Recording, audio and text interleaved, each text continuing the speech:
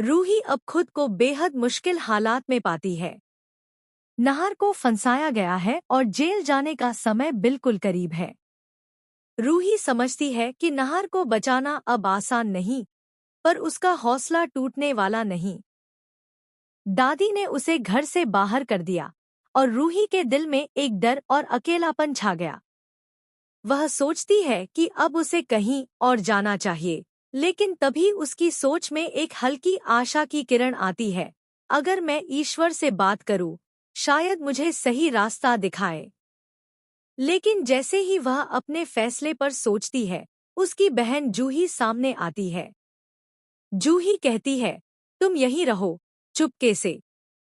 दादी को पता नहीं चलेगा। रूही के लिए यह राहत की बात है। वह अब घर में रहकर योजना बनाने के लिए तैयार हो जाती है। अपने अंदर एक अटूट विश्वास लेकर वह सोचती है, शायद यही भगवान की मर्जी है। नाहर जी, चिंता मत कीजिए, मैं आपको किसी भी हालत में बचा ही लूंगी।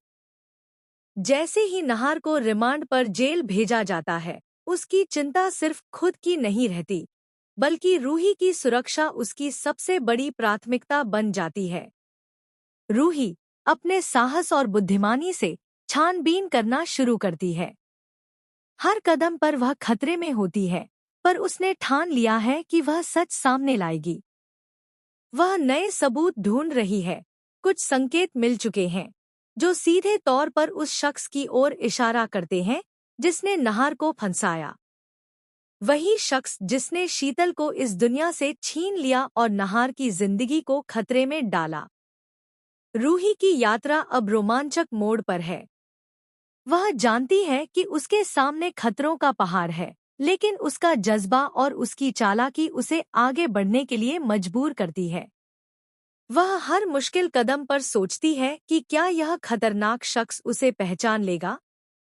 क्या उसकी योजना सफल होगी या वह खुद मुसीबत में फंस जाएगी? कहानी अब इंटरेस्टिंग मोड़ पर पहुंच चुकी है। रूही का साहस, उसकी रणनीति और उसका अडिग विश्वास न केवल नाहर को बचाने में मदद करेंगे, बल्कि उसे अपने डर और खतरों का सामना करना भी सिखाएंगे। अब देखने वाली बात यह है कि रूही अपने अंदर की शक्ति और धैर्य से कैसे हर चुनौती को मात देती है।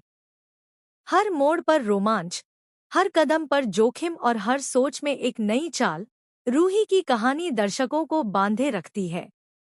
क्या वह नाहर को जेल से बाहर निकाल पाएगी? क्या वह उस शख्स का सामना कर पाएगी जिसने उसे और नाहर को फंसाया? और सबसे महत्व